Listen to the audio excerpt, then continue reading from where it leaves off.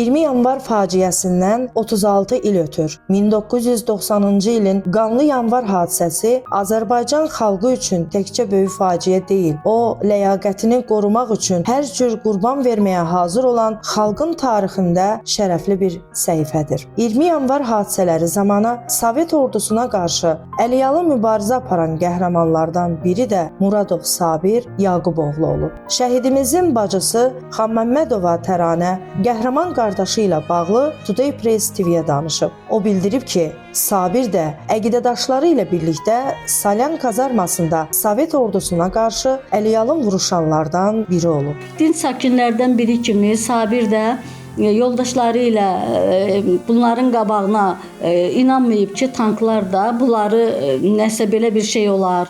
Necə yəni güllələyirlər günahsız insanları. Ona görə bu da dinc əhalilər biri kimi əlində nəsə yüngül bir şeylərlə Salyan kazarmasının yanında deyir, sonra gördük ki, tanklar gəlir. Tanklardan atəşlər açırlar. Atəşlər açırlar, insanlar yıxılır. Bunlar heç baxmırlar. Sabir də yoldaşları ilə gələndə onlara da güllə atılır. Yanındakı yoldaşlar alqana bulaşaraq yıxılıb şəhid olurlar və Sabirə də güllə vururlar. Onun qoluna dəyir güllə. Və Sabir hiss eləyir ki, isti-isti bunun qolundan nəsə istilik gəlir, yıxılır yerə, huşunu itirir. Nə qədər keçəndən sonra bir dənə maşın saxlayır və gəlir soruşur ki, ay qardaş, sən sağsan da götürür xəstəxanaya. Həmin o qanlı gecədə Sabir Bakı küçələrində eşidilən atışma səslərinə, tankların altında qalaraq əzilən maşınlara, canını güllələrə sipər edən insanların qanına bulaşmış küçələrə şahidlik edib. Yoldaşları ilə gələndə tanklardan gülləni atıb, gülləbaran ediblər. Yanındakı yoldaşları şəhid olur yanında. Qanları, alqanı tökülür, şəhid olurlar və deyir, buna baxmayaraq onlar tankdan düşdülər. Ürəkləri soyumamış, avtomatın qundağı ilə də onları başladılar əzməyə. Mən də deyir, məni də vurdular. Ancaq deyir, mən o qədər də hiss eləmədim heç nə ağrı.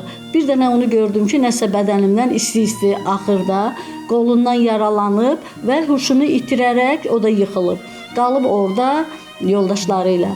Nə qədər neçə saatdan sonra bir dənə maşın gəlib, kimsə bunları götürüb, qardaş sən sağsan, baxıb ki, yanındakı yoldaşlar yoxdular, şəhid olublar və bunu Sabiri xəstəxanaya çatdırırlar. 2 gün yaralı Sabirdən xəbər ala bilməyən ailəsi onun adını o zamanlarda tirajlanan Səhər qəzetində adları çəkilən yaralıların arasında görür və ailənin əzablı günləri də o vaxtdan başlayır. Güllə qardaşımın qolundan keçərək onu yaralanmışdı və əlil oldu. İkinci qrup əlil oldu qardaşım. Salyan kazarmasının yanında yaralanmışdı.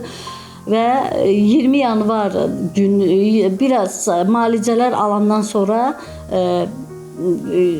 bir dəfə gördük ki, bir dənə çilçıraq alıb gətirib evə və anama verdi. Anam dedi ki, çilçırağımız var axı, ay oğlum, bunu nə üçün verirsən mənə?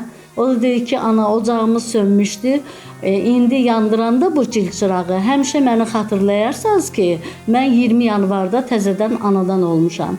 Lakin qardaşım hələ bilmirdi ki, məsələn, o 20 yanvarda yox, biz bu halları yenə də təkrar yaşayacağıq.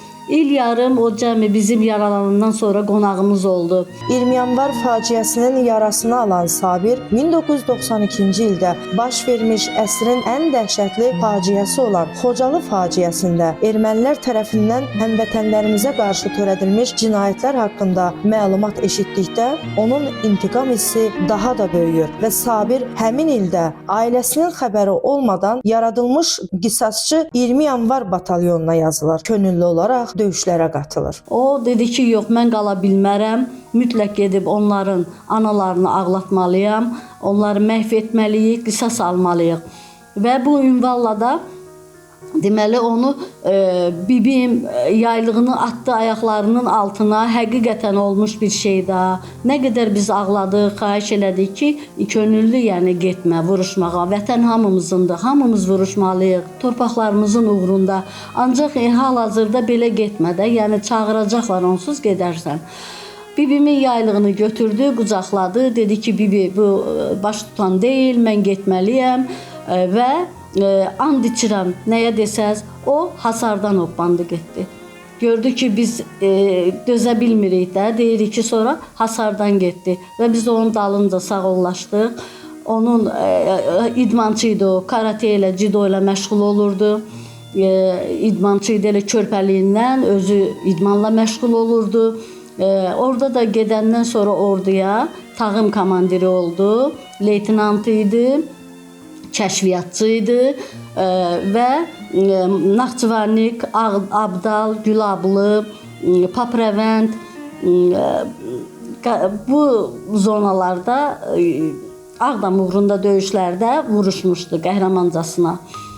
Və onun 3-4 gün Naxçıvannik uğrunda gedən döyüşlərdə mühasirədə qalmışlar.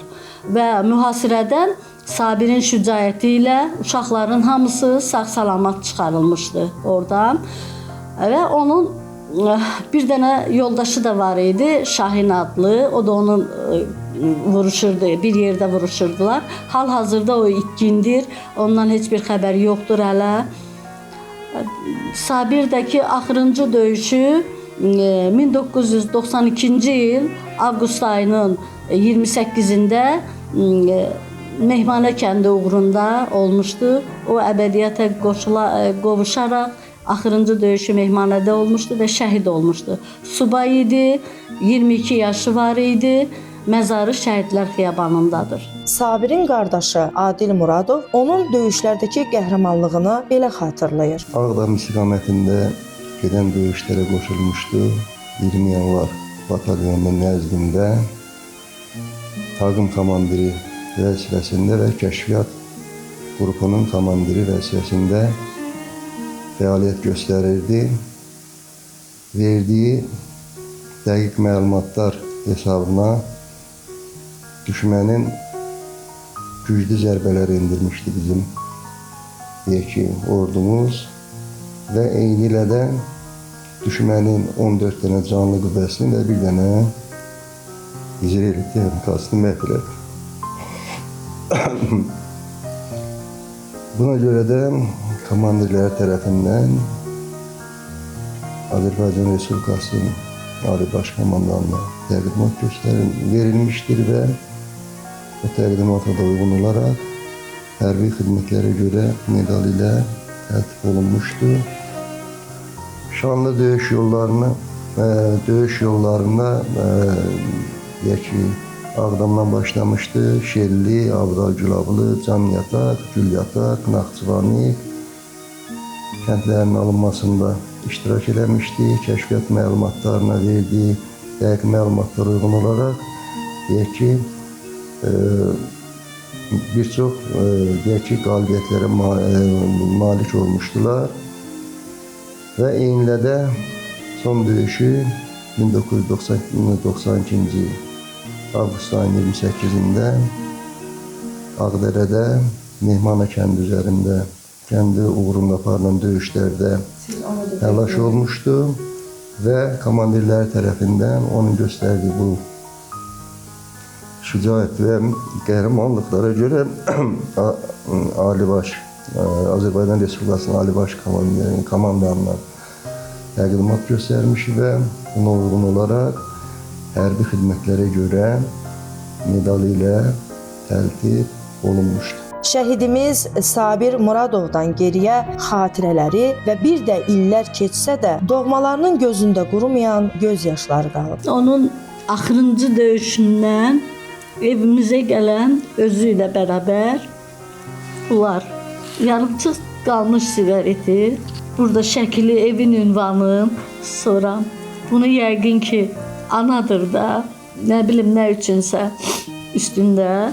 Bir də onun əl dəsmalları. 20 yanvar faciəsi müstəqillik, istiqlal və hürriyyət uğrunda xalqımızın apardığı milli azadlıq hərəkatının zirvəsi kimi Azərbaycan tarixinə həkk olunub. Bu faciəni nə qədər böyük ağrı hissi ilə xatırlasaq da, xalqımızın azadlıq uğrunda mübarizə əzmini sındırmağın mümkünsüzlüyünü, bütöv Azərbaycanı görəndə bundan böyük qürur hissi keçiririk. Allah bütün şəhidlərimizə rəhmət eləsin. Üsalə Nəciyeva, Today Press TV.